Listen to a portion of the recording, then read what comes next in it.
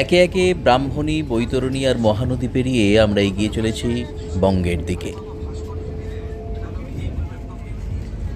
জানলা দিয়ে চোখ ফেরালে দূরে চান্ডাকার অরণ্য সংকুল রেঞ্জ চোখে পড়ে, কিন্তু সকলেই ব্যস্ত তাদের অ্যান্ড্রয়েড নিয়ে।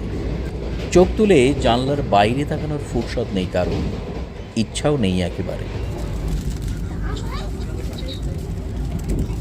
টমেটো কেচাপ, আর এটা যে রিয়েল ফ্রুট জুস। তো রিয়েল ফ্রুট জুস খুব পছন্দের।